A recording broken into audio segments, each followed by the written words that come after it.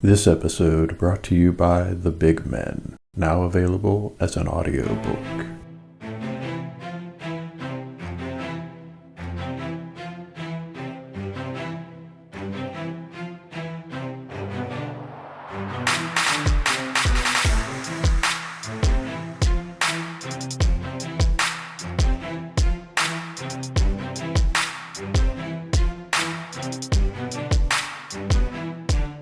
It's time for the Post-Mortem Report, with your hosts Ronald McGilray and Michael Schotter. Each month, these sultans of speculative fiction take a break from bending reality to ask one burning question. What cool stuff got buried in the social media graveyard while people were busy yelling at each other? Well, there's only one way to find out, so let's dig into it. Hello, everybody, and welcome to the Post-Mortem Report. I'm your co-host, Michael Schotter. I'm Ronald McGilray. Welcome to episode 21. Legal drinking age has been established. And starting a whole new thing, trying to get more viewers. I've gone for a more sexy look, sort of this open collar. Ooh, yeah, showing a little. Because I just actually noticed, I was looking at myself on the screen, I said, why does my collar seem so splayed? I thought, it's a funny shirt. Trying to pull it out. Oh, well, maybe it's sexy and to bring new viewers. Yeah. Or maybe not. Anything could happen. Exactly. Anything can happen on our show. Mm-hmm. Well, if you have been around for a while, you know, if there's one thing you can expect from the Post-Mortem Report, it's the unexpected. Exactly. So speaking of the unexpected, why don't you tell everybody what you have going on in your neck of the woods this month? Well, in real time, which is in the past, because we work with time travel machinery that we came up with. Very complex. Yeah. I just had a milestone birthday. And it was in January. So that was fun. Very fun. When the clock hit midnight, I wept. Yeah. Wondering where all those decades went. Yeah. But I carry on and I endeavor to persevere. How many times did you play like Holding Back the Years on repeat? Yeah. Nice. But, it was not bad. It was had family over, and then I had if you follow my social media, I did a birthday promo, and that was interesting. Out there hawking my wares. Yeah. So I saw you hit some pretty high numbers on some of those Amazon charts when you were doing the free books. That was pretty cool. Yeah, I actually, in total, I think I should have written it down. Writing stuff down is for suckers. Yeah, I just about broke. I think it was like 900 books. Oh, wow. Yeah. Wow. So it was funny because we at the end, my sort of goal was, I said, well, hopefully 50 people pick up my book. You know, if I get 50 books, that's good. But my stretch goal was 100 because two of my books had been out for a while. And so when we went to bed, I misjudged the time of when it actually ended. So I was like, oh, guess I'll have to wait till the morning. So we actually wrote on a paper what we thought I was going to, how many books were going to go out. So I was optimistic and I wrote 100. So in the morning we woke up and we had the piece of paper and I opened up mine. I said, I had 100. And then my wife pulled out hers and it was 75. And I kind of looked at 75. That's not very, you don't think very highly. You didn't think I was going to hit 100? Yeah. And I was like, well, I don't think so anyway. So we open it up. And as I mentioned, it was like almost 900. I didn't break the 900, but it was way more than I thought it was going to go. So all in all, it was kind of successful. Yeah, I think that's really good. I'll tell you, based on my experience, your initial guesstimate of 50 would have been about what I would have thought. Now, I mean, granted, you were giving away 3 books instead of 1. but I think most people would be pretty stoked about like giving away between 50 and 100, for one of those Amazon giveaways. I think that's Well, pretty it's reasonable. So you kind of crushed hopefully, it for sure. yeah, hopefully new readers. We'll see if I start seeing any reviews. Yeah, So yeah. yeah, Well, that's always the thing, right? You have to give away or sell a lot of books to generate reviews. Like yeah, that's been my experience anyway over the years. Like for every I'd say realistically, like for every 100 books I sell or give away, I might get between like 1 and 3 ratings slash yeah, reviews. That tends to be about the percentage that I have seen over the years. So that's kind of become my expectation with that sort of thing, sadly. yeah, But yeah. It's not for the faint of heart, this writing game. yeah, no, it's a tough gig for sure. Yeah, But no, that's really great. That's really good. Is getting books into people's hands is always great, and hopefully that just makes people that much more excited when your new stuff comes out. yeah. Yeah. And it helped me break that Luke or that can't think of the word. Just stuffed it on my head. It's right on the tip of my tongue, but that Cycle. elusive Oh, dozen country mark. oh, I yes, know yes. last time we were talking about it, I was there. We were trying to put in the independent countries or whatever to try to make it 12, Hmm. and Hmm. now I'm actually 13 legit countries Yeah, very plus nice. whatever those independents. So, but I don't really care so much about the 13, 14. It's that breaking that 12. It's some kind of Hmm. weird psychological thing. So, Hmm. so that's finally done. So I don't have to worry about that anymore.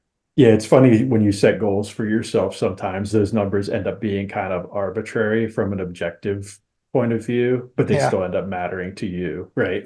yeah, Yeah. yeah.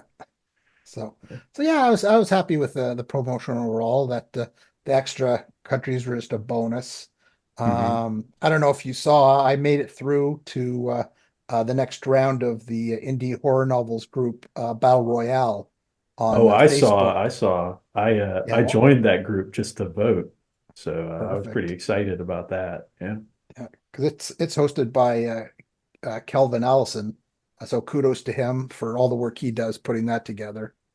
Hmm. Um, but yeah, I was pleasantly surprised.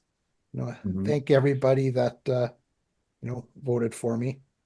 I Hmm. think the next rounds are going to get a lot tougher, though.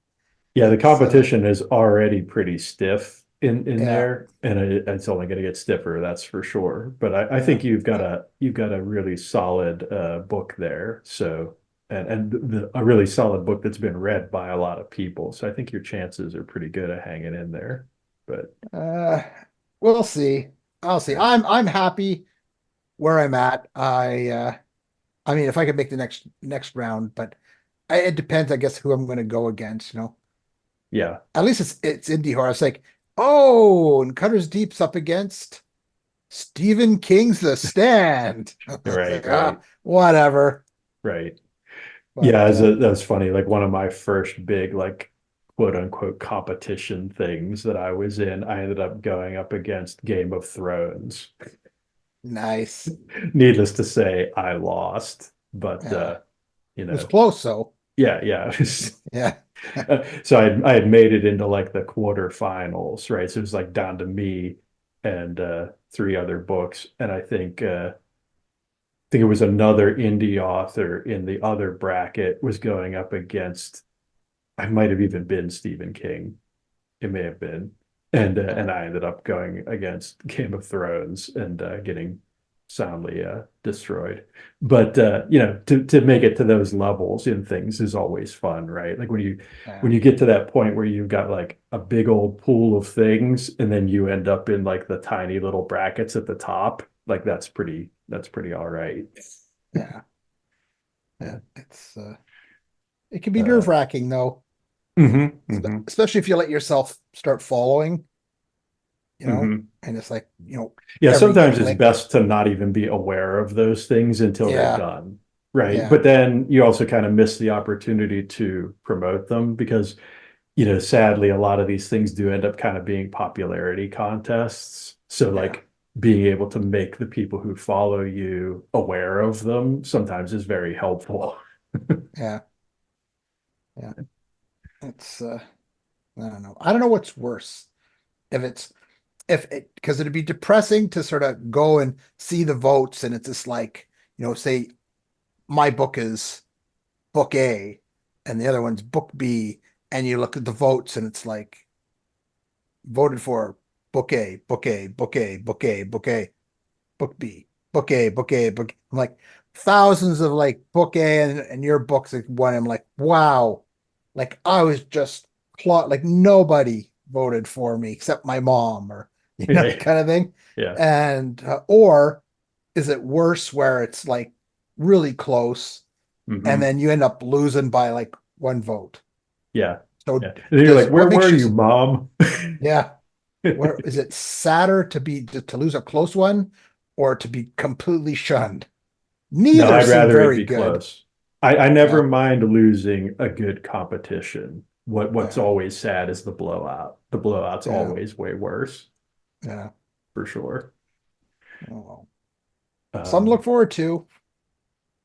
yep, good times. Yeah. Oh, one last thing, very Uh-huh. short. I went dancing. Oh, wow. Yeah. I went Tell us out all about because that. some some people because it's not going to happen again. So I thought I would mention it on the show as an Yeah. exclusive. Yeah, nice. Some friends from high school, uh, one of the partners was playing in a band and they were playing at this bar. So they put feelers out saying, you know, he's playing, come support, watch. And I was looking at the all the people who've been tagging was all like back from high school, which was a long time ago, kiddies. So Hmm. so I went and I was there was a song came on and I brought my wife and I was like, want to dance. And I think she thought I was kidding. Yeah. And Yeah. then I said, no, it's a good song. Let's go. I said, it was nice of you to come because these are all my high school friends, both male and female. So although she was end up talking to a lot of them, but I was thinking, it's nice of you because people go, I'm not going. I don't want to talk about old times, the Yeah. Yeah. glory days, as Bruce Springsteen would say. Yeah. But Nice. so we got up and I danced like three songs. Yeah. Nice. Good Yeah, just to job. say, because I was 60 when that came. So I Mm. said, I danced in my 60s. That's how hip I am. Yeah. I, evidence is evidence.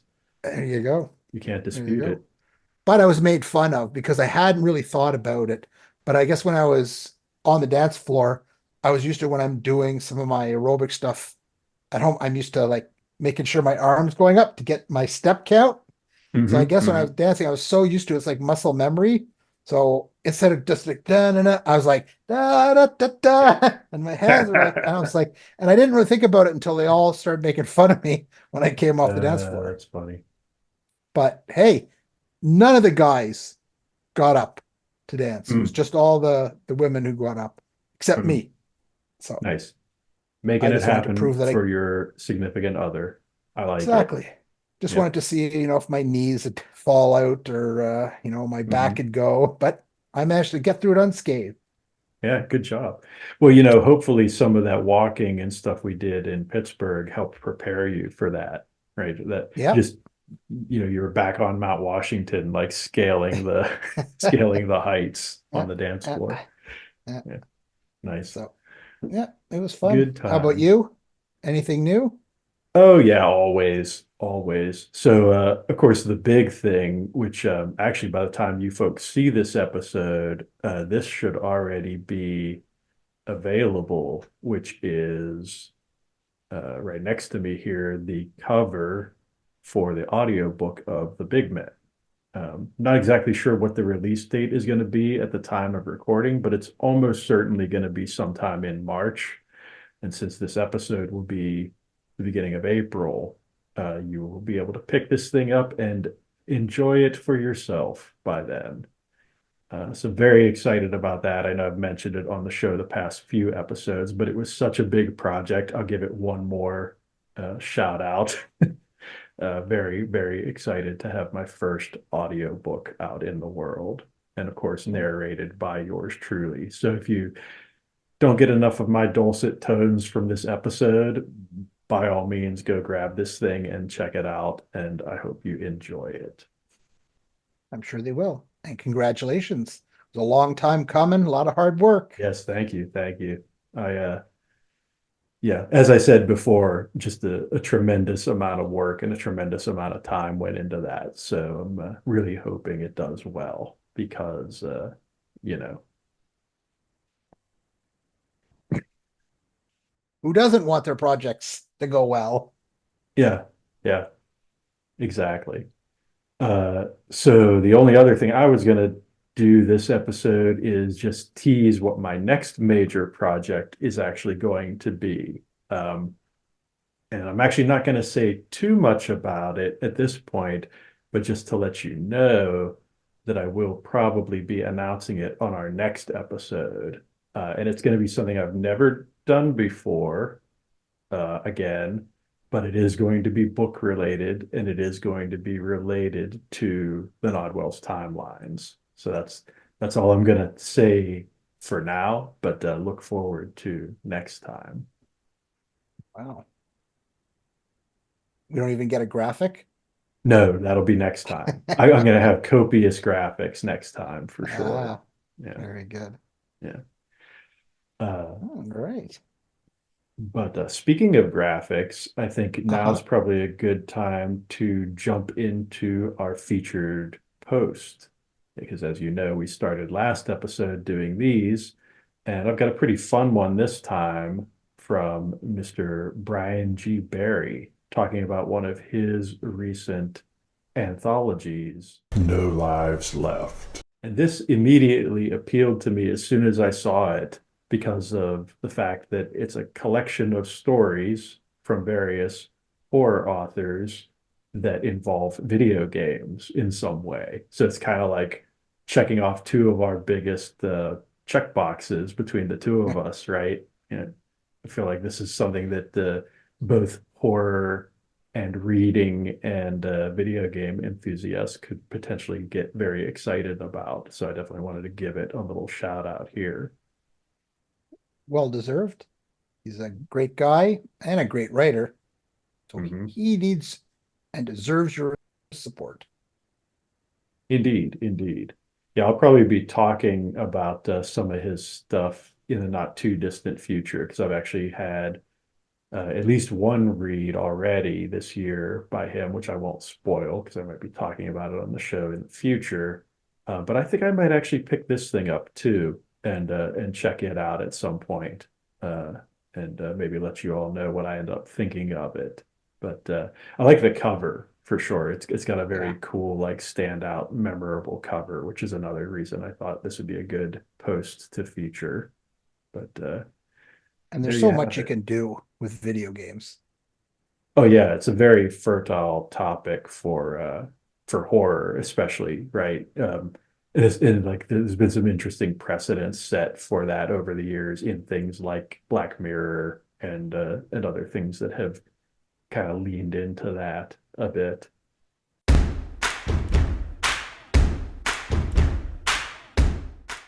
Moving right along, I wanted to talk about the book that I most recently read, which was Grad Night by Carver Pike. So this was actually something that had gotten onto my radar way back when we first started doing the post-mortem report, because you may recall at one point we actually talked about Carver Pike on the show, uh, and may have actually been episode one, if I recall correctly. And one of the things I had mentioned back then was how he had done a reading for this book on his YouTube channel where he had read the first chapter of it. And I remembered watching that video and listening to him read that first chapter and actually getting very intrigued by it. And that kind of put this book on my TBR. and I eventually did get around to reading it and enjoyed it quite a bit. So, a couple of things I wanted to mention about it, one of which it's one of the first horror novels that I've read in quite a while. Because even though I've been reading a fair amount of horror in recent years, it's been mostly short stories and novellas and shorter works. And so, one of the things I wanted to really praise about this book is how well it actually works being a longer novel length work. Because I think that's often times a real struggle for horror books to work at that length because it's so easy to kind of fall into a rut or be kind of one note in their presentation and content.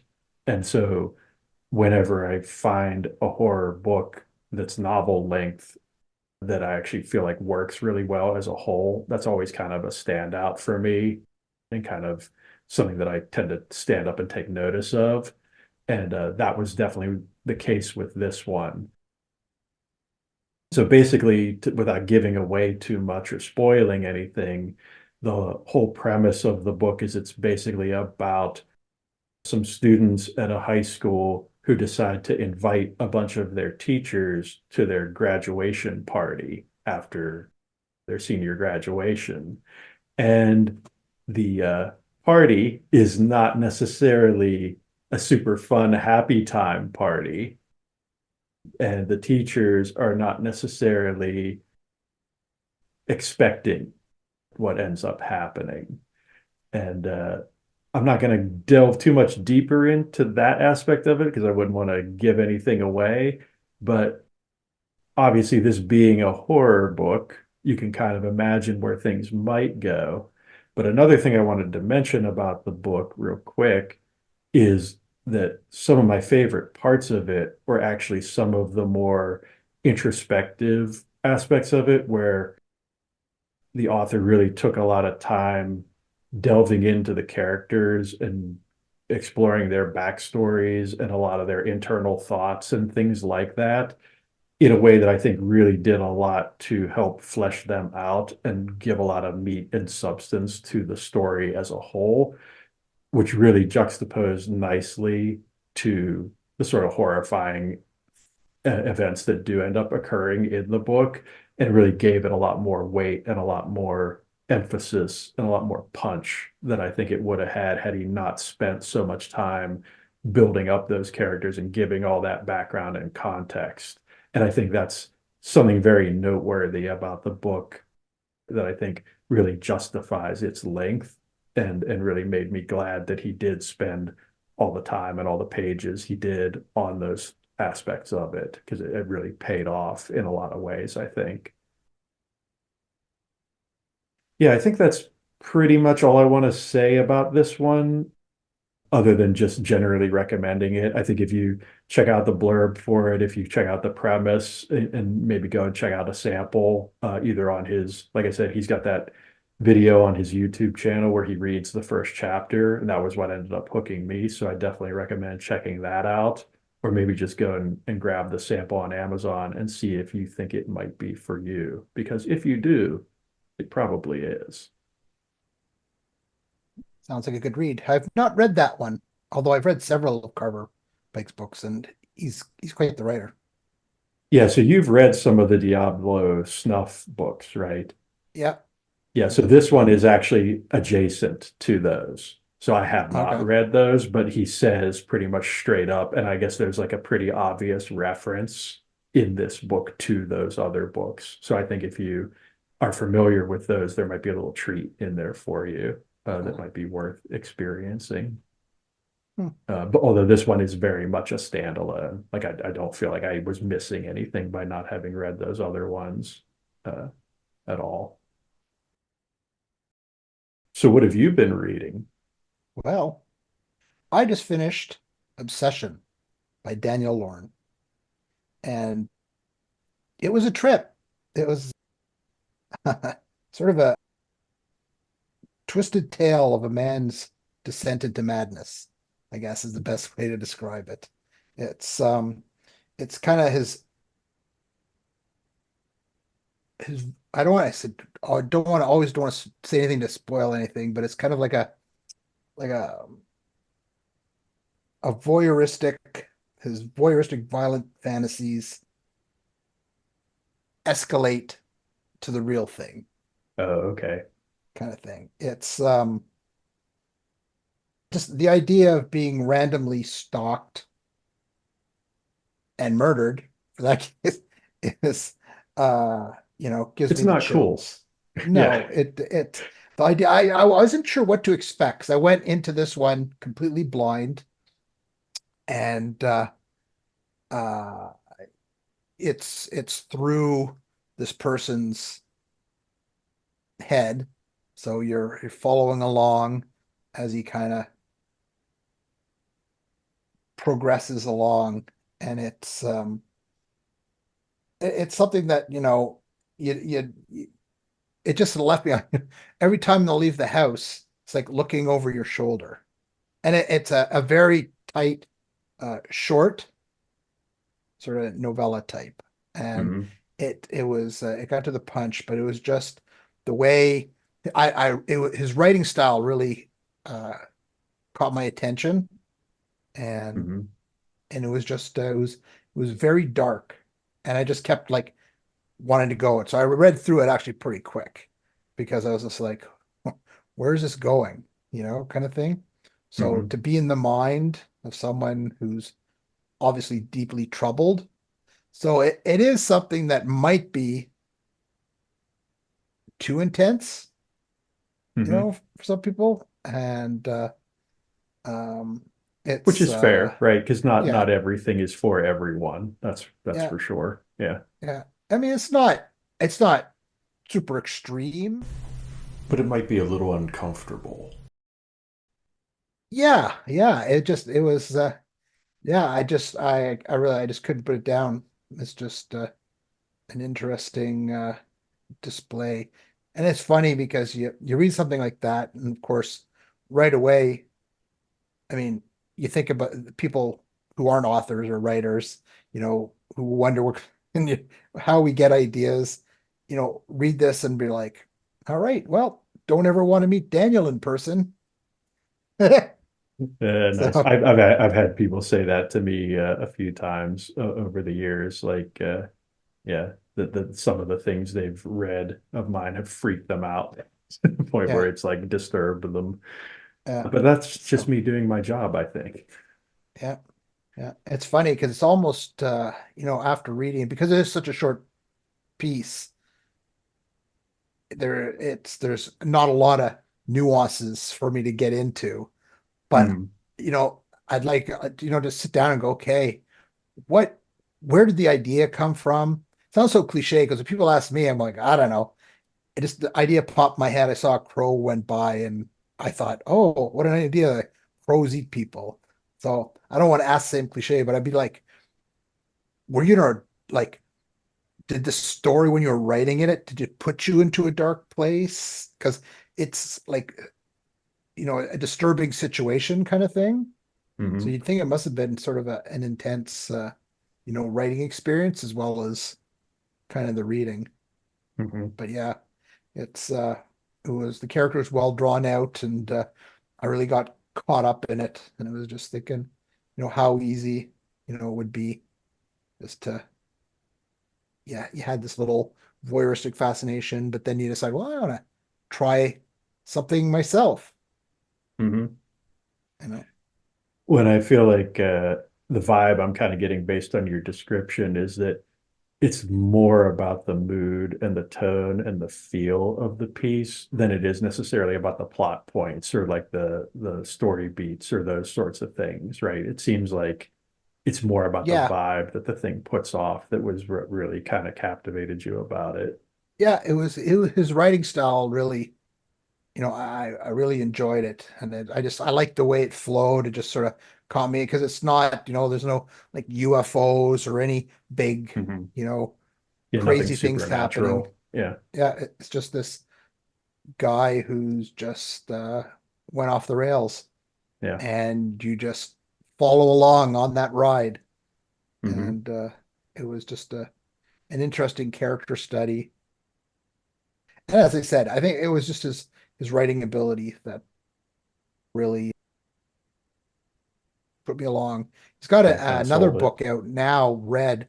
So I'm looking forward to reading that because, as I said, I really enjoyed Obsession. So Hmm. I'll be checking out Red at some point as well. But yeah, Nice. if you got like a night by yourself, well, maybe that's not a good idea. But if you have your family around and you want some me time, and Nice. check out Obsession by Daniel Lorn because it's a Excellent. good read.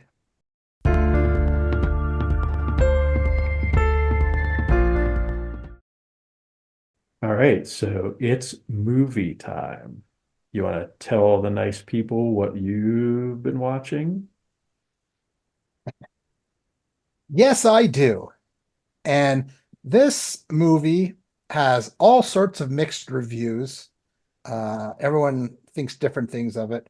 And when I saw it, I was I was just looking for, just something to to watch. I wasn't in any kind of a mood, but I wanted some action. So the picture on the movie are these four women in these like red coats holding weapons.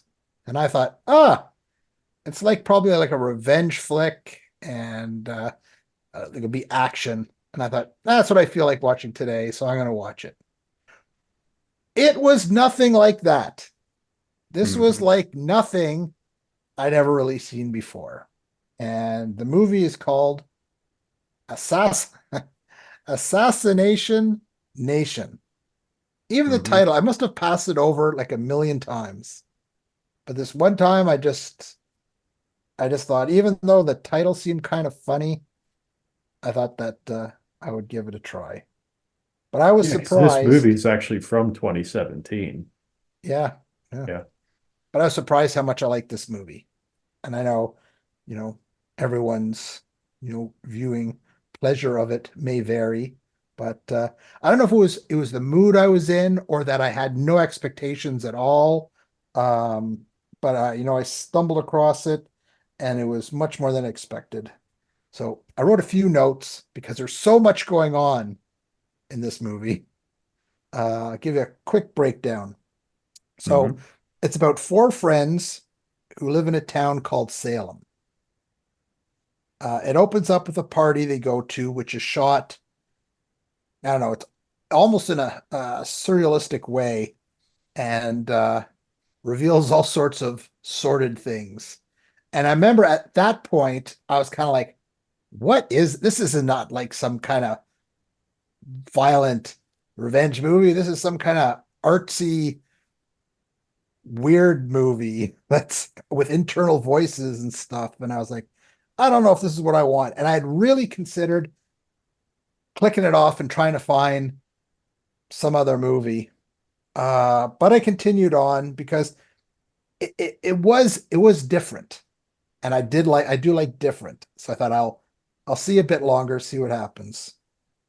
And now, you know, at that point I already knew it was going to be an unusual movie to watch, but it Hmm. just steamrolls through like everything. I mean, a hacker exposes the mayor. That's how it all starts off, who is known as an anti-gay candidate, and is basically a hypocrite uh, because he's exposed for engaging with male escorts and dressing up in women's clothing.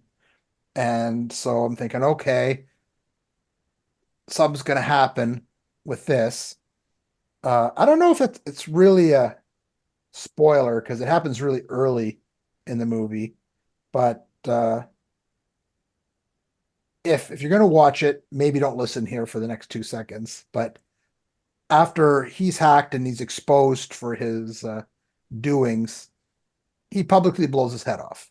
Hmm. So now the movie's caught my attention even more. I'm thinking, how did it go from this weird party scene to then also to this like hacking story? And now this guy publicly blows his head off. It's kind of like Network. Hmm. Um, but then to add on to that, the high school principal is next on the list to have his secrets revealed. And then eventually over half the town's residents have been hacked and Hmm. their dirty secrets are revealed.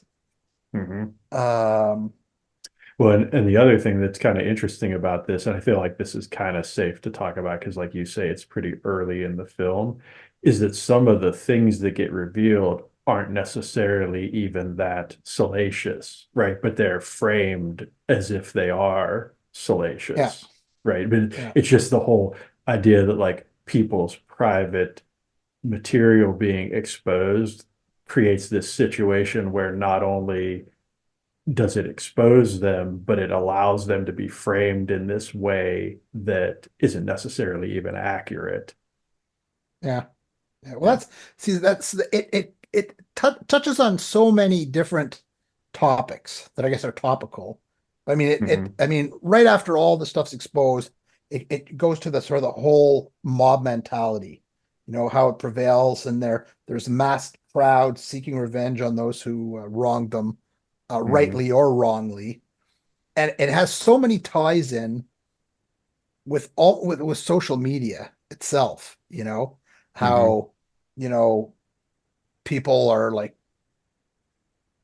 lifted up or stripped down by like single posts and stuff, Hmm. rightly or wrongly. Hmm. But then the whole movie turns into this bizarre, wild romp of insanity. It's like a modern day Salem witch trial. Hmm. You Well, know, it's, I don't think it's an accident that the town is named Salem, yeah, right? oh yeah, exactly. Yeah. But it takes on so many of today's topics. I mean, it's like today's hypocrisy. They look at transgender issues, hacking issues, social media issues, sexuality, mass hysteria, mob mentality, and today's violence epidemic. Hmm. Uh, it's I don't know. It's an upsetting and actually controversial film, I thought, unless I'm really reading into it. But if you do watch it and make it all the way through, I don't think it's one that you'll soon forget. Yeah, I'd 100% agree with that. I think for my take on it, um, I don't want to go too deep down the rabbit hole because I do think if you're gonna watch it, you should just watch it.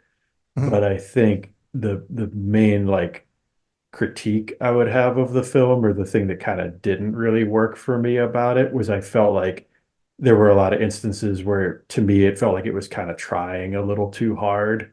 It was just being so intense and so like over the top. And you could definitely say that that falls under the category of satire because the funny thing about Yeah, this movie is it's actually listed as a comedy, yeah, right? And and I think it's interesting, especially this is one of the reasons why I wanted to mention that this film's actually from 2017. I feel like it reminded me of a lot of that really heavy satirical stuff that you used to see on things like South Park back in the day, where it's like so outlandish and so ridiculous that that's kind of the point, right? That it's yeah, being so over the top. But I think it's interesting to see like how the world at large has kind of changed in the past years since this film was made. And I think I was trying to kind of go back in time in my brain and think like, what would my reaction to this film had have been if I'd actually seen it back in 2017 when it first came out versus the lens that I'm looking at it through now in 2024, right? right, And it really occurred to me that like for better or worse, I think that kind of heavy satire, that kind of really heavy over the top satire, for me at least, doesn't really work as well these days as it might have like 6 or 8 or 10 years ago, right? Because I think like the world's just in a different place. And I think like the thing that I kept thinking in my head as I'm watching this is like subtlety is dead, right? Like there's a lot of things in this film that are very ironically very subtle. Um, in contrast to a lot of the like really extreme over the top stuff that's presented in it. And I'll just give you a real quick example from early in the film, right? So there's a scene where the daughter, one of the main characters, is talking to her parents at the dinner table about the principal's data being leaked, right? And she's trying to kind of make the justification that like uh you know the information that was leaked is only salacious because the people who are viewing it are making it into that there's nothing inherently salacious about the information, that it's all in the way that people are perceiving it. And she's trying to have this kind of meaningful, like thoughtful conversation with her parents, who are just having none of it, right? Because they've already made their minds up about what the situation is, and they're just basically trying to lay down the law and tell her how the world works in their view. Yeah. And I thought that was super well done and super ironic. And the best, like, little subtle twist of the whole thing is when she finally gets fed up and walks away from the conversation, just because she realizes there's no benefit in continuing it. The very first thing that happens after that is the son, who's been silent the whole time sitting at the table, talks to his dad about a video of like a family getting mauled by tigers and how cool it is, right? And that little subtle bit of irony, like it's so cool that that scene is in there and it's played out the way that it is. But I feel like it's something that could almost be lost in like the sea of like gratuity and the sea of like over the top madness that this movie exists in. And I think, like, to me, that's one of the most interesting things about the movie, is that it has these really hard swings where it goes from that just unbridled, unrestrained chaos to these really subtle, almost like sophisticated uh, moments of quiet and everything in between. And so it's no wonder to me that the movie has kind of the reputation that it does, or that people have the views on it that they do, because I feel like it's the sort of thing that's really asking a lot of the viewer to really think beyond what they're just being presented with at the surface level.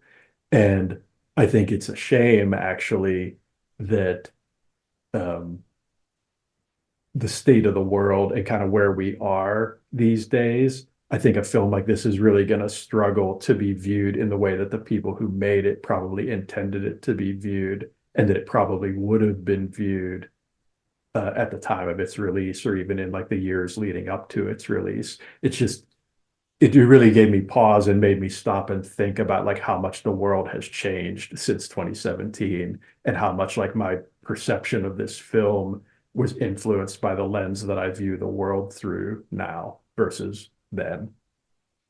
Yeah, but what I took away is that how all the crazy stuff that happens in this movie is like matter of fact now. Mm-hmm. It's just like it just shows how our world has literally gone off the rails, because Mm-hmm. this stuff now, this is like day-to-day occurrence. Well, I do think it is still a little like hyper, and I guess that's maybe my issue with it, or my kind of caveat about it, is I do think it is still kind of uh, Over the overdone. top. Yeah, I Well, do it I do is. still feel that. I feel like, and I feel like that's maybe a little bit of the,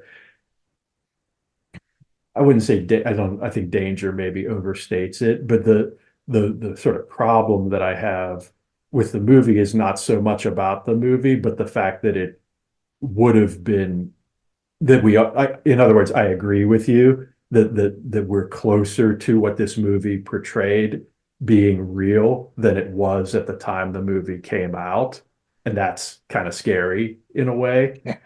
Um, but I don't think we're there yet, right? Like I don't think it's been completely normalized. And I guess my worry or my concern was, I wouldn't want people to watch this movie and think like this is what America is now, because it definitely is not. Like that movie is not normal, right? Like, and I think the the problem with it would be if somebody were to watch that movie and think that that's what our country is now, because it most definitely is not that. And that's, I guess, the caveat, or like the kind of the little extra critique I would put on it. And it's not so much a critique of the film, but it's a critique of how people might try to use this film to suggest that is our reality. And I think that's probably the thing that kind of rubs me the wrong way about it. But again, I don't really think that's the film's fault. I think that has a lot more to do with a lot of things that are way beyond the scope of this conversation, I think. Yeah. Yeah. But that's kind of what I really the point I wanted to make is that I think it would be a shame if somebody watched that film and thought that that's actually our reality, because it most definitely is not. It's just, I guess it's like it was like a stew. It was like they were making a stew, but they just kept adding Mm-hmm. an extra ingredient. When it was simmering and they could have probably left it at that. It was just, that was the one thing I would say. It was like they just said, you know what? I noticed this is on the shelf. Why don't we throw it in and see Yeah. what happens? Yeah. So, I mean, because there's so much going on. I mean, they had so many ideas, obviously, they wanted to touch on. And Mm-hmm. and I mean, as like a horror fan and a sort of action fan, I mean, to me, the ending goes right off the rails. And I know a Mm-hmm. lot of reviewers thought, okay, did you really need all of that? I mean, I thought Mm-hmm. it was fun. That's actually what I tuned in for at the beginning, not this Mm-hmm. whole, you know, philosophical look at Social the downfall of commentary. mankind. Yeah. Yeah. But Yeah. overall, it was, I don't know. I guess, as I said, because I had no idea what to expect and it wasn't what I expected. And kudos to the attempt that they made, especially at the time that they did it. Mm-hmm. But I think what really sealed it for me, I'm really curious what you're going to say to this because we can't really say it, but I love the ending, like the two-prong ending Mm-hmm. when well, I guess it doesn't really spoil it when the hacker is revealed. Yes. Yeah. I That's did not, I yeah. was so, my mind was going so many ways that I didn't see it coming. And then the ending, it would be, I guess the best description would be like those post-credit things Exit. that Marvel Yeah. adds in. Yeah. I don't know. I thought it was just the perfect ending to the insanity. It's Mm-hmm. like the band, there's body, Mm-hmm. I don't know. It's nothing really like I've seen before. And I think that's what really impressed me because for me, originality, it's always so hard to find Mm-hmm. these days. I mean, there's lots of well-written books that's but similar themes and stuff, but this was just it was something else. Mm-hmm. Yeah, and again, I think there's a lot of like noteworthy, praiseworthy stuff in the film, and I would never say that like I I guess the thing that would be tricky for me about this one would be it would be a film that would be hard for me to recommend to people. It wasn't that I didn't enjoy it or didn't like it or didn't think it was worthwhile and interesting. I just feel like that's a film that needs to be contextualized in a way. Because I feel like taken out of context and like just taken with without any sort of like thought being put into it. Just I think like the irony of that film to me is that if it's just consumed without any thought or consideration, I'd say it would almost be like a harmful thing. But given like given the consideration that it probably deserves, I think it's actually a very interesting film. Um, but I think it rides like a very fine line. It reminds me a lot, and I was thinking about this a lot after I watched it, and maybe this will help give people some context if they are familiar with these other films I'm about to mention. It reminds me a lot of how I felt about watching things like A Clockwork Orange or Train Spotting or Requiem for a Dream or would be another, or Brazil, things like that, right? Where it's like they're movies that have a message to them and they have like a context to them that I think if you remove them from that context, they become very uh just Subversive. weird. Yeah, Yeah. subversive, I guess, is a good word. But I wouldn't even necessarily call this film subversive. I just say that I think I'm just going to come back to what I said before because I think it bears repeating. I think this is a film that really needs to be thought about and considered and not just consumed. Because I think if you just consume it and take it at face value and just be like, oh yeah, that's just the way the world is now, you're really missing the point of the film and you're really missing like what is actually good about the film. Because I think it's like one of the things I'm kind of dismayed by in like modern society is this whole like dumpster fire mentality, right? That like, oh, everything's just a dumpster fire, everything's terrible, everything's awful. We're just riding, the roller coaster straight to hell. And I don't think that's really the point of this film, but I could absolutely see how somebody could watch it and not give it that due consideration or give it that attention or thought and just see like, oh, this is just more gasoline to pour on the fire.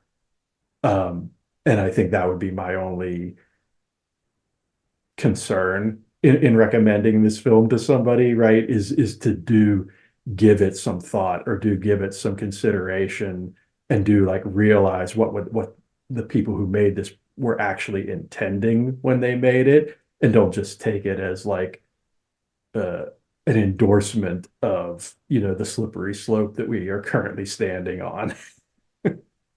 And I should mention, since we're kind of probably have piqued everybody's attention now, and now everyone's probably gonna go watch it. Yeah, and I feel like they should. Yeah, if you're interested in it, if you think it's intriguing, then by all means go watch it.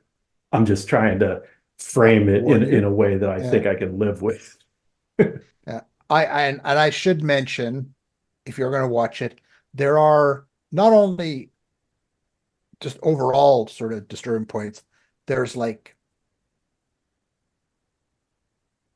Well, I mean, there's sexy literally bits, a sexy minute bits. or two long trigger warning list at the beginning of the Yeah, film. I mean, that's yeah, literally a thing that it does in the first 5 minutes is show you like, in brief, these are like the 50 or so things that might trigger you or like give you a negative reaction as a result of watching this, which I get that they kind of did that to be funny, but I think that's a very legitimate warning for a lot of yeah, viewers.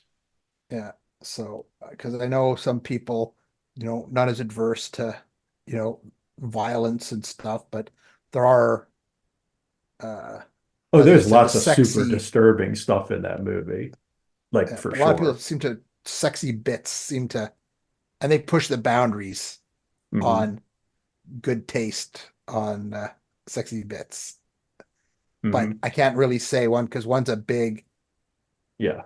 plot point, Yeah. and but yeah, it's so as a warning, there Yeah. are some sexual situations that Well, and like that there's a kind of goes, situation for literally everything.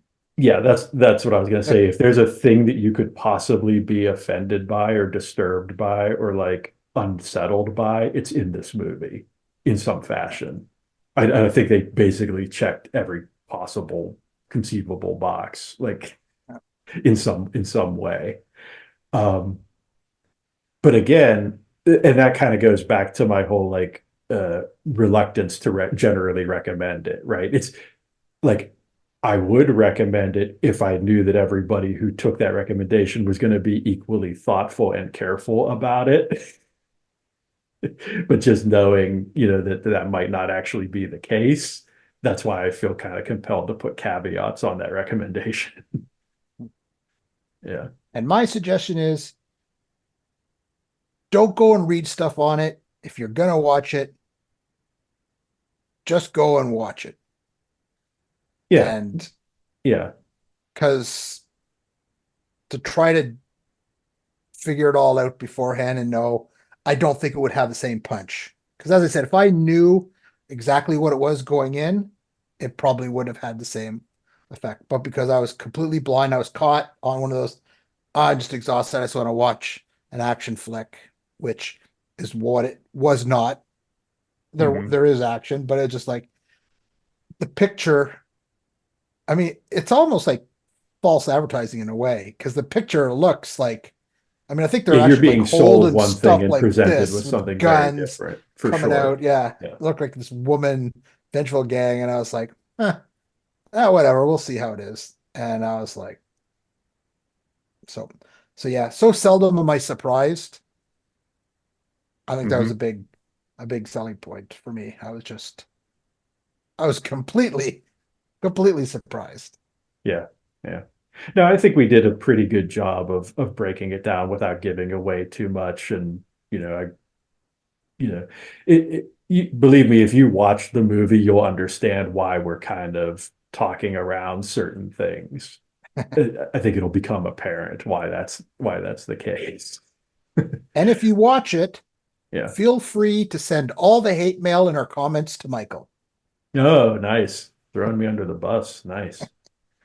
Yeah. Nice. All right. All accolades directly to Ron. Mm, hmm. Hmm. But yeah, Yep. seriously, if you do watch it, comment. I'd be really curious to see what you thought of it. Yeah, as would I. I think there could be some interesting discussion about that for sure in the old Yeah. comment section for sure. So, so that's All right. my pick. Yeah, yeah. Way to go. Way to open up Pandora's box. Yeah. Yeah. Yeah. What about So you? before we get into my pick, I did want to mention Huh? something, because this is, kind of the new format of the show, where we have kind of the books segment as we've always had, and now we've had this movies segment here 2 episodes in a row. Um, but I think what we're going to be doing moving forward is actually doing a little bit of a retcon, to how we had done things previously on the show. Because having talked to Ron about it, kind of off camera, I kind of realized that, like, I'm not the sort of person who's necessarily going to always have a movie as my thing that I want to talk about in kind of like the main body of the show. And so moving forward, how I think we're going to handle things is we'll always have the books segment, and then we'll always pick one thing each to be a kind of our main topic to talk about. So it just so happens in this case, I also have a movie to talk about. But just so you all know, moving forward, we may revert to some of the older segments like you used to see previously, like video games and music and TV shows and that sort of thing. But the books segment will always be the same. It'll just be what comes after that and before Off the Clock that ends up potentially changing. But having said all that, I actually did have a movie this time, which is the 2021 Japanese remake of Cube, which, if you've watched the show for any length of time, you're probably familiar with the fact that both Ron and I are pretty big fans of the 1997 Canadian film Cube. So anytime anything comes along that's Cube related or Cube adjacent, even things like the Half Dead video games, which I'm sure I'll talk about on the show at some point in the future, I always get super excited. So when I saw this Japanese remake of the original film, which again came out in 2021, that I was completely unaware of until just a week or so ago. I just jumped on that with both feet and decided to watch it and check it out. And it is quite interesting. They did some things with the concept that, in retrospect, I probably should have anticipated, understanding sort of Japanese culture as I do, having watched a lot of anime and read a lot of manga over the years. but it's got some really wild wrinkles to it that I think take the whole cube concept in some interesting directions by the end of things. Um, so I know you have not actually seen this film, so you won't be able to comment on it, but I'm wondering, do you have any questions about it? Well, I'll wait to see what you have to say. Okay, okay. So so I'm gonna have to be a little bit spoilery here, but mostly just to help you understand uh, the context of what this thing is existing in, right? So, apologies if anybody hasn't seen the original Cube movie from 1997 yet, but I kind of feel like the statute of limitations may have expired on that one. If you really don't want to hear any Cube spoilers, maybe skip ahead to Off the Clock and pick you up there. But for the sake of just being able to discuss this as being a remake of this original film, I will reveal that the whole premise of Cube is that you have these people trapped in a three-dimensional puzzle maze of death, right? These people wake up in these rooms and have no memory of how they got there, why they're there, where they are, what's going on. And as they begin navigating through these rooms, they can set off traps that can potentially kill them off in gruesome ways or otherwise maim or harm them. And a big part of the movie, especially the original film, was the whole idea of the different people kind of representing different uh, personality types, different walks of life, different kind of ways of thinking about things, and how their interactions with each other kind of worked for them and against them in various circumstances as they're kind of trying to figure out what's going on and how to extricate themselves from this bizarre, gruesome situation that they found themselves in. Um, Cube, the original film, I'd say it's pretty safe to say was kind of the catalyst for a lot of those like puzzle horror films, right? Like things like Saw or The Circle or The Platform or any number of like other things. We've talked about Meander on the show before and how that film was very heavily influenced by Cube. Just tons of movies I think have been inspired by or directly influenced by that original Cube film. So one of the really interesting things about this Japanese remake of it is that one of the things it really kind of does away with, which I think is in a large part a cultural thing, is the character interactions. Because whereas in the original Canadian version of the film, the characters are all up in each other's business right from the get-go. There's a lot of like interpersonal conflict. There's a lot of like this person rubbing the other person the wrong way, like right off the bat. And it's all about like people butting heads and kind of figuring out how to work together to solve this situation. Interestingly, in the Japanese version, which I think is a lot more culturally on point for sort of Japanese culture, there's not so much of that, right? There's not even a ton of talking in the beginning of the film when people first start interacting with each other. It's all very reserved and kind of matter of fact and like less kind of crazy out the gate than you might expect. Now, that's not to say that crazy things don't happen and that there isn't conflict, but it's kind of framed in this different way, kind of through the lens of what you might expect if you're familiar with a lot of Japanese media. Um, and so that's kind of one of the first big differences in this version of the film, which kind of gives it a very different tone. Everything's much more like quiet and sedate and very like cerebral and introspective in a way that I think fans of the original films might find a little bit jarring.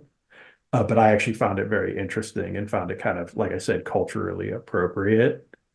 Um, and then as you get deeper into things and you start to learn what's up with the cube and what's actually kind of going on there, another kind of choice that they make is to reveal a lot more about what's actually going on with the cube and how it works and what its intentions are. than you got from the original films, because it really wasn't until the end of the second Cube movie and into Cube Zero, which is actually kind of like a prequel to the original, but that's neither here nor there, where you get a lot of like insight into what's going on in the world outside the cube. In this film, they kind of touch on that in the context of the film itself.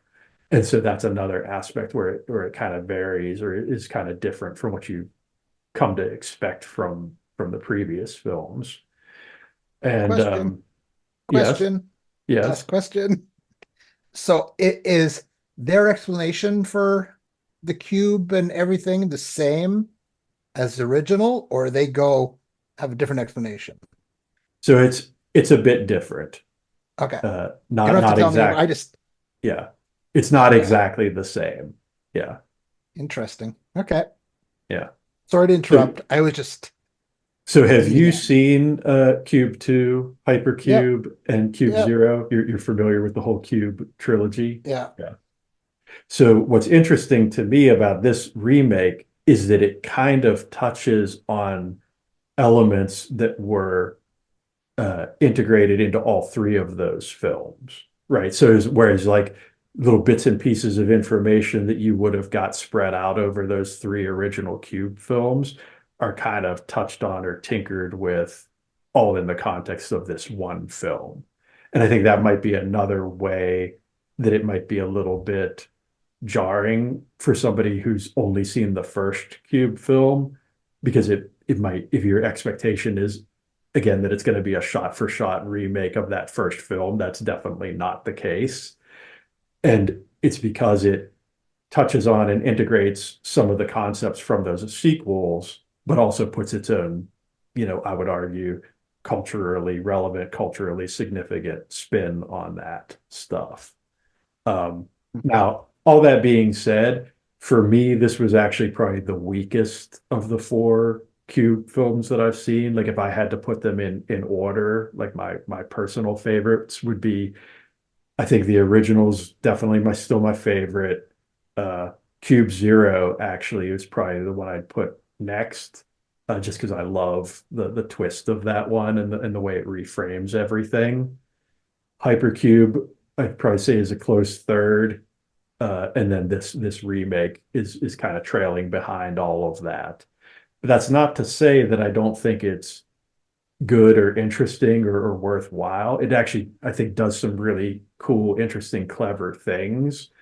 It's just, being such a big fan of the original three films, it would have been really hard, for them to do something that would have like genuinely impressed me or blown me away.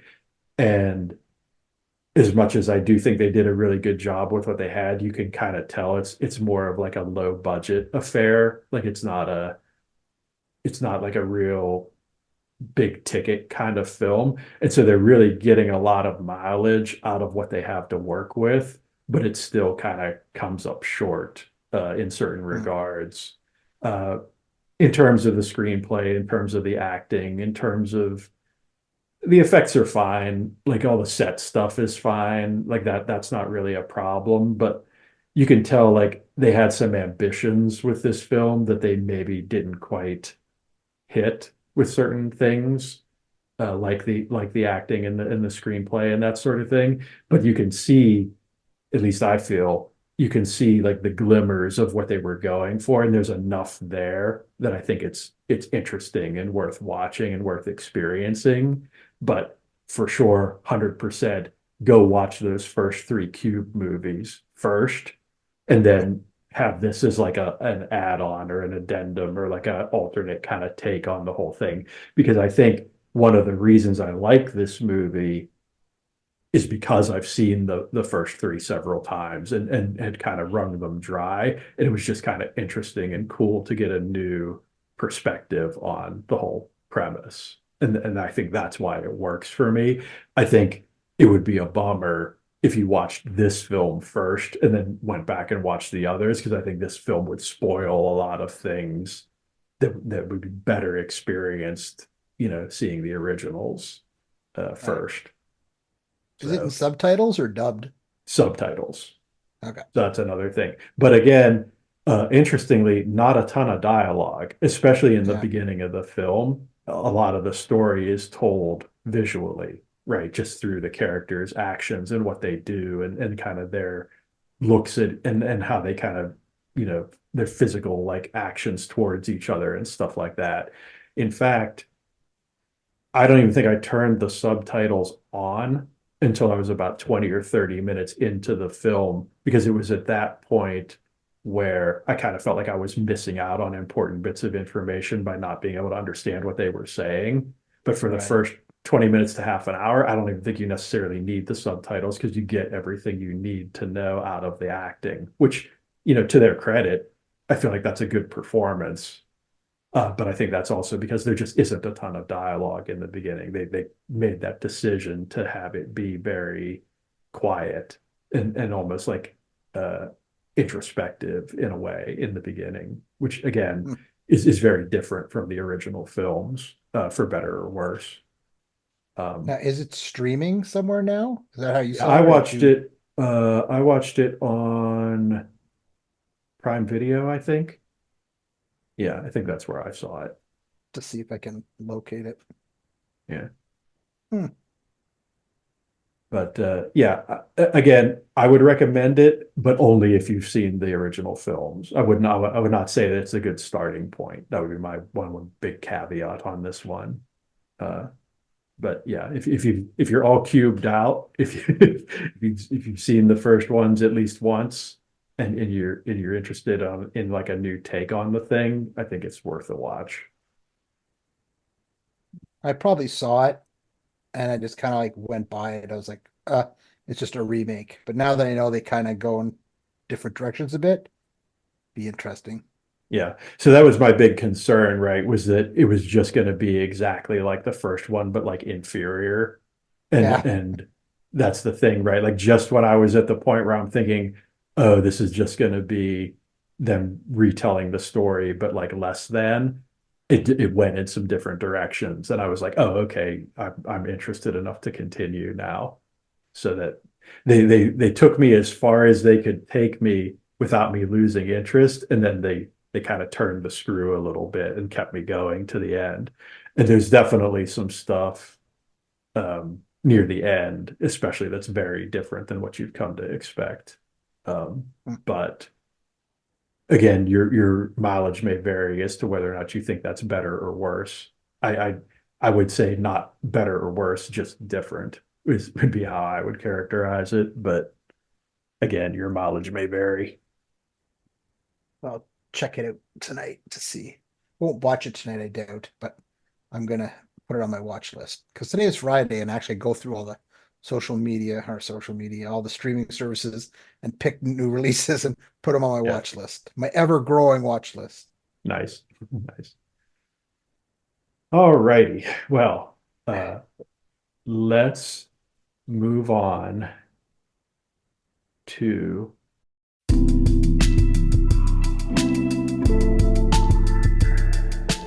It's happy hour. oh yeah, good times. Uh, oh, that was quite the discussion we just had. Hopefully, everybody's still hanging in with us. But we do, believe it or not, we actually do have some more things to talk about. And I'm going to let Ron kick things off because I know he's eagerly, excitedly anticipating his opportunity to do so.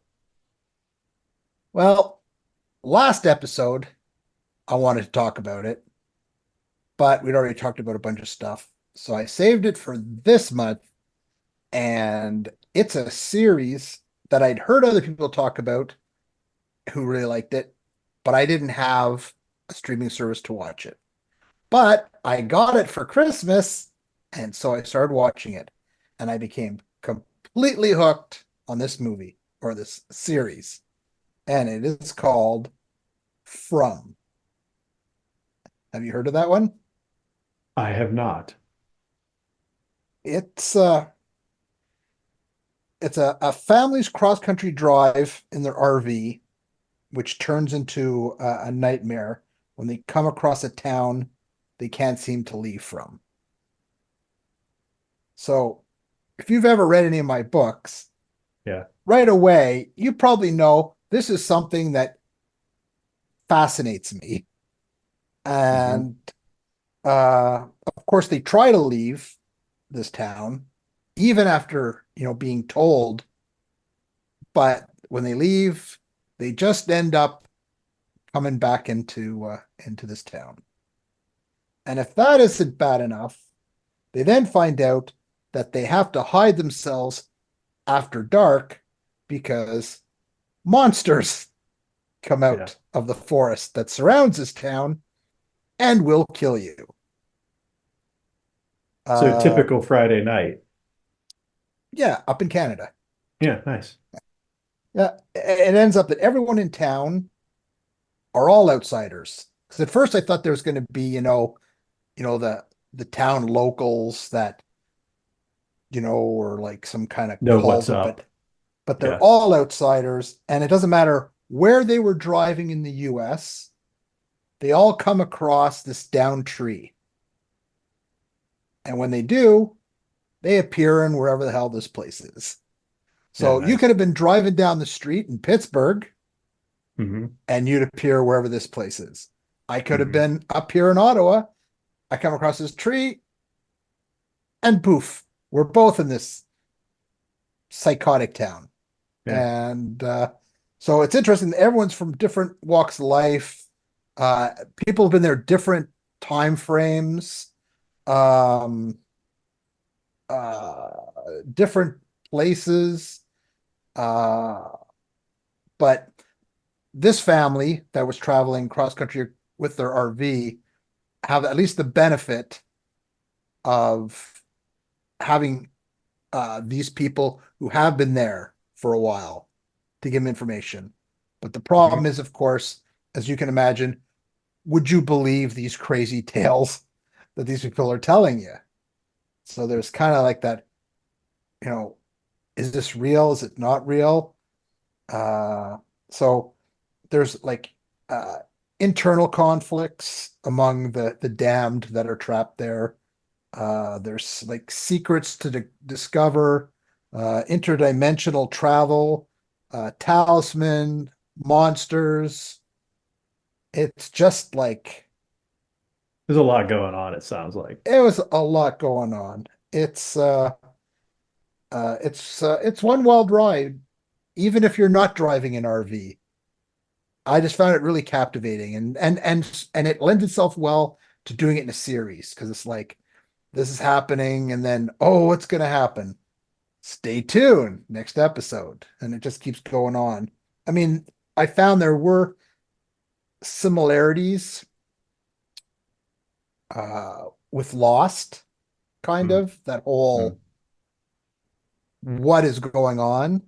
Sort of the big overarching mystery kind of stringing you along. Yeah, yeah. Yeah. There's like, there's the bad people. There's the Mm. the mystery of what's going on. How did this happen? Is it a government thing? Is it a, is this a test that we're on some kind of experiment? You just don't Hmm. know. Hmm. The only thing is it's only the one season. Yeah, so that's what I was going to ask is how many seasons is it and how many have you watched? Yeah. I think it's only one. Did I watch one or two? Well, anyways, it's not done. I thought you So said because you I'll reveal something. We have actually talked about this a little bit because you told me you were going to talk about it, but I thought you yeah, said you were excited because there was a cliffhanger at the end of season one, and you would have been bent out of shape if you had to wait to watch season two, is what I recall you saying. So yeah, I don't recall. I know the yeah. last episode that I watched either was season one or two. Oh, I think there was two seasons and it stopped. So I'm waiting for a third because the first one, I there's remember you said you would have cried the if bus. you had gotten to Yeah, the end of the first one and hadn't been able to keep right on going. yeah, Yeah. yeah.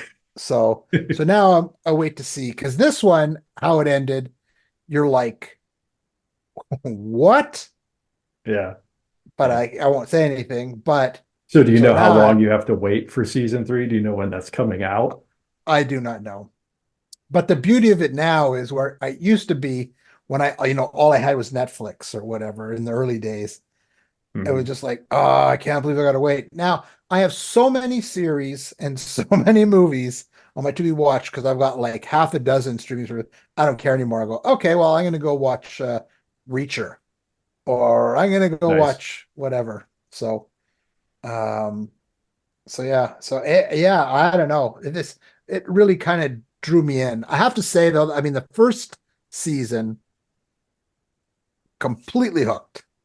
I was just like, the I mean, it went well, but it's like the novelty, like anything, the shine is rubbed off a bit, Sure, sure. and I'm just hoping that they don't come up with some like lame ending.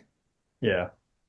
So we'll I see. mean, that's always the risk, right, with a new show, right? With something that's not done yet, right? You just Yeah, never know. Are they going to stick the landing or not? But yeah, it's like sometimes something's so good, it'll suck me in and I'll just be like, whatever, take me wherever you want to take me. I'm good. yeah, That was like for me with Into the Badlands. Like that was a show where like they could have literally done almost anything at a certain point because I was so hooked and so invested that like yeah. I wouldn't have even cared, where they decided to go at a certain point. Um, so it just depends. I guess that's kind of the mark of a great show, though, right? Is that Yeah. if it is that good, then it can stand up to that, you know. It's just that, well, it's always the problem with like a high concept story idea. Because then it's like basically it's the journey that's always the most fun. Because Mhm. inevitably the ending can never live up Yeah, to the endings are show. hard. Endings are Yeah. really hard. Yeah, Yeah.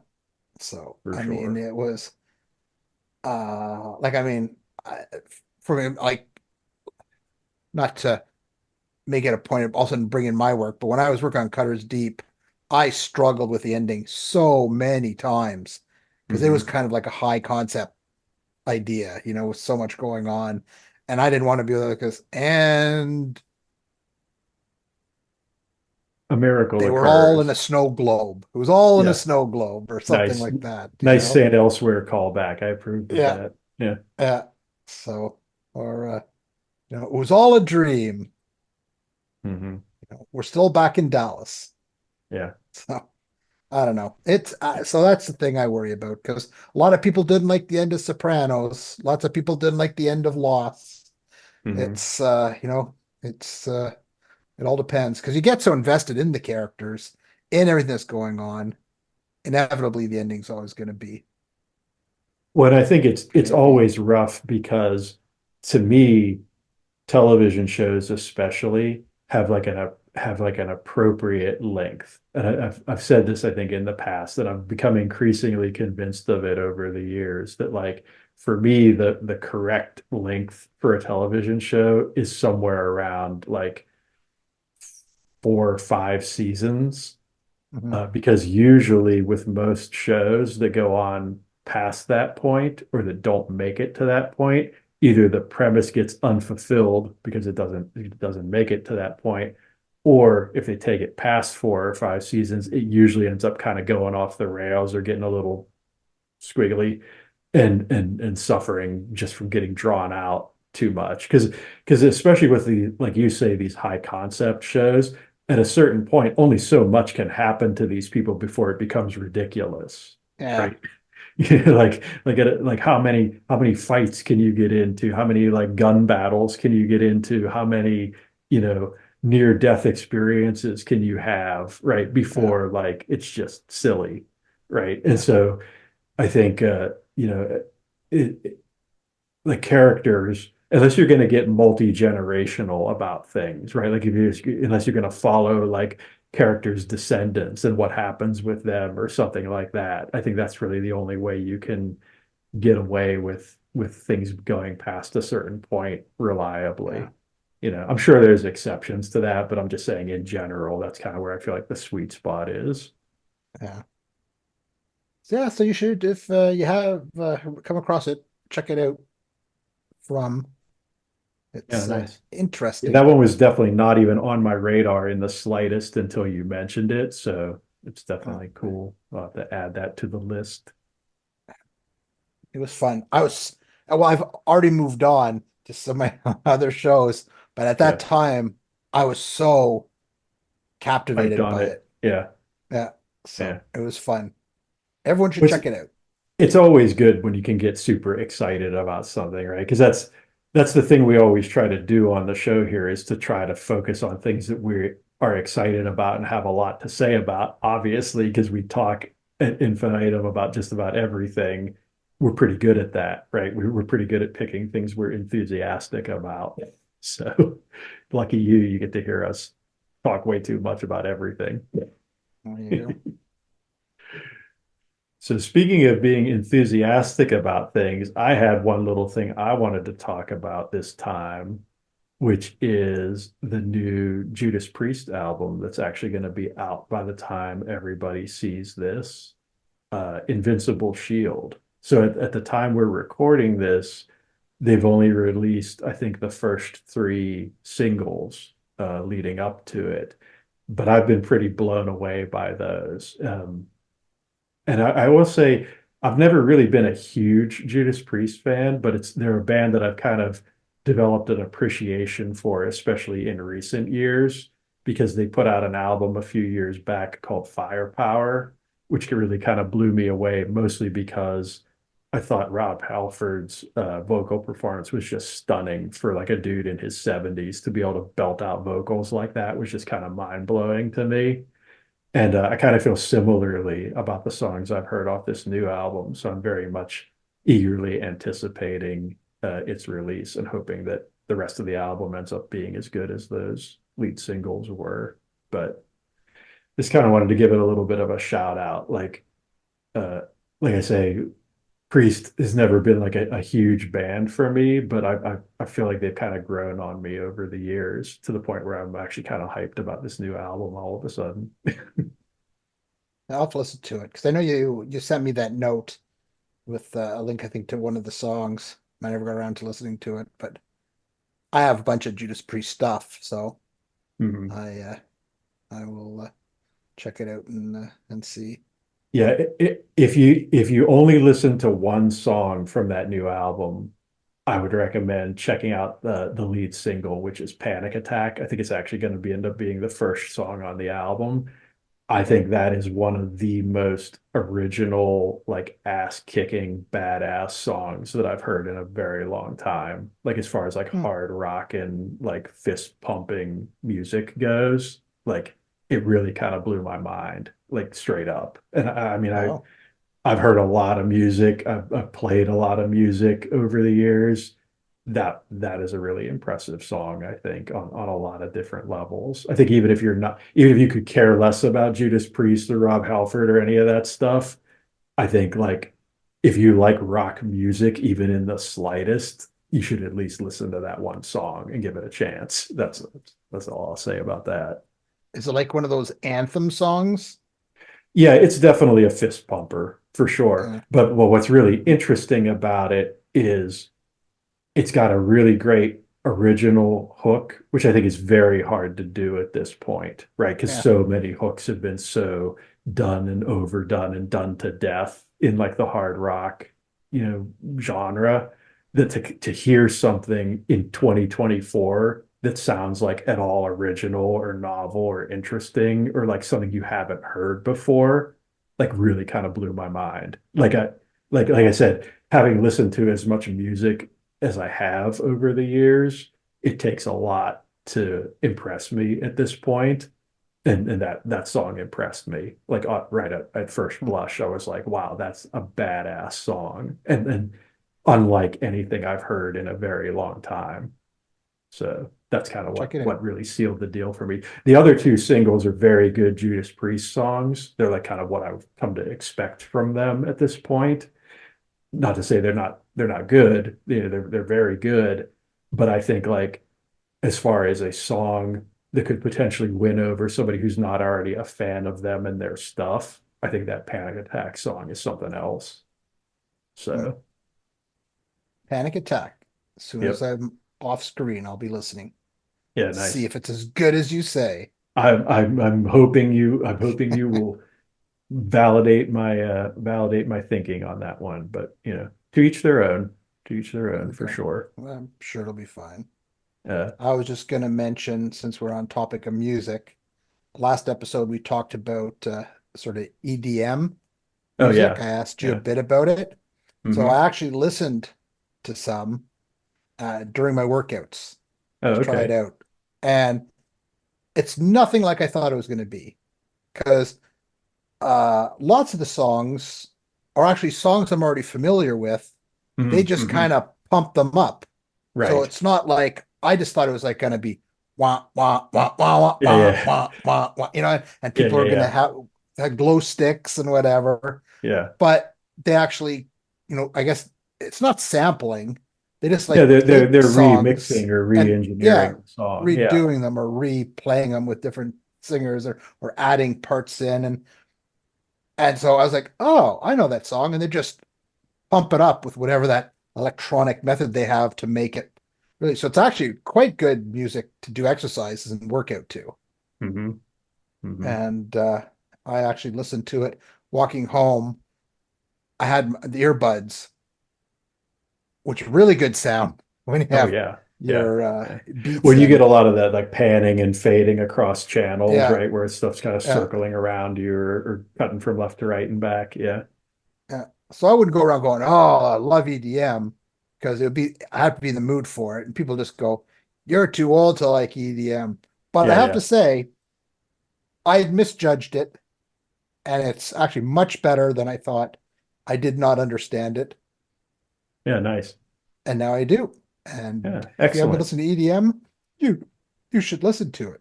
Yeah, there's yeah, like I said last time, there's a lot of good EDM out there, and I think those covers, right, are a great gateway into it, right, because it's something you're already kind of familiar with, and you get to see Yeah, how those EDM techniques get applied to that thing you're already familiar with, and I yeah. think that makes it a great kind of point of entry for a lot of people. Yeah. So yeah, so I decided to bring that up since we talked about it last episode, and then I thought I'm going to listen to EDM. So Hmm. I didn't know where to look because there's all sorts of different EDM. It's like metal. There's like, well, I don't know exactly, but there's like thrash EDM, speed Hmm. EDM, this EDM. So Hmm. I just picked. It said 2024 EDM, so that's what I hit, and I Hmm. played it, and then so I said, "Hey, I know that song. I know Yeah. that song." So So you can start posting some links to those songs on social media. Maybe James will unblock you. don't think that'll be happening. He hasn't done it now, but whatever. Sorry, I couldn't resist. Yes. Uh, no, good times, good times. Yeah, So, yeah, what do you think? You think it's time to wrap this bad boy up? I think so. They've dimmed the lights a couple times. Yeah, they're kind of giving us that Yeah, stare. Yeah, that like, hey, when are you guys leaving? Kind of look. yeah. Yeah, Time to go home. yeah. You don't have to go home, but you can't stay here. Thanks for watching. Congratulations, you just survived the post-mortem report. For more information about the show, the hosts, or the things they talked about, visit our official website at postmortemreport.com. And always remember, good posts never die.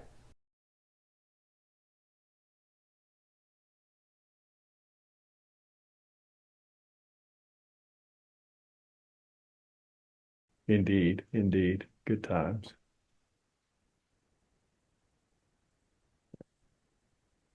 All righty.